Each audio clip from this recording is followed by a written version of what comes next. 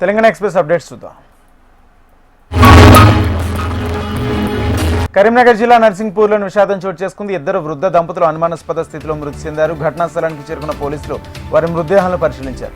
గదిలో పురుగుమందుల డబ్బా కనిపించడంతో పోలీసులు పలు అనుమానాలు వ్యక్తం చేస్తున్నారు. దీంతో వృద్ధుల మృతదేహాలను జమ్మికుంట ప్రభుత్వ ఆసుపత్రికి తరలించారు.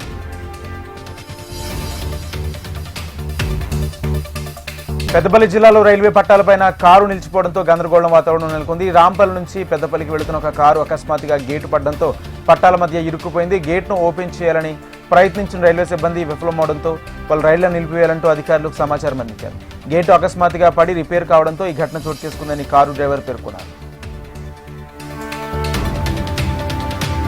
కోనసీమ జిల్లా ముమ్మిడివరంలోని బీసీ బాయ్స్ హాస్టల్ను ఆర్టీఓ మాధవి ఆకస్మిక తనిఖీ చేశారు. తనిఖీలో భాగంగా వసతి గృహంలోని రికార్డులను పరిశీలించారు. ఈ నేపథ్యంలో హాస్టల్ వార్డెన్ వెంకటేశ్వరరావు ప్రభుత్వం అందిస్తున్న సరుకులను బియ్యాన్ని అమ్ముకుంటున్నారని విద్యార్థులు ఆర్టీఓ దృష్టికి తీసుకెళ్లారు. తమకు కనీస సదుపాయాలు అందడం లేదని విద్యార్థులు ఆర్టీఓకి వివరించారు. వసతి గృహంలోని అవకతవకలను గుర్తించామని, సమస్యలను జిల్లా కలెక్టర్ దృష్టికి తీసుకెళ్లి తగిన చర్యలు చేపడతామని ఆర్టీఓ మాధవి స్పష్టం చేశారు.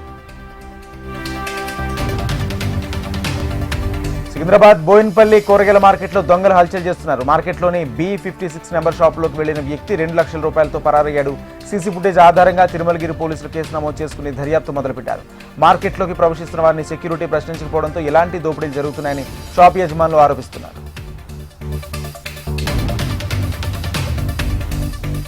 రంగారెడ్డి జిల్లా రాచకొండ సమీపంలో రోడ్డు ప్రమాదం చోటు చేసుకుంది. రోడ్డు దాటుతున్న వృద్ధుడిని పెట్రోల్ ట్యాంకర్ ఢీకొనడంతో వృద్ధుడు అక్కడికక్కడే మృతి చెందాడు. ప్రమాదం జరిగిన వెంటనే ట్యాంకర్ను వదిలేసి డ్రైవర్ పరారైనట్లు స్థానికులు తెలిపారు.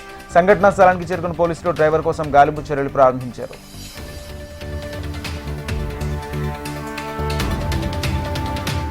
కోనసీమ జిల్లా వాడపల్లిలోని వెంకటేశ్వర స్వామి ఆలయానికి భక్తులు భారీగా పోటెత్తారు. గోదావరి నదిలో పుణ్యస్నానాలు ఆచరించి స్వామివారి దర్శనానికి క్యూ లైన్లోకి వేచి ఉన్నారు.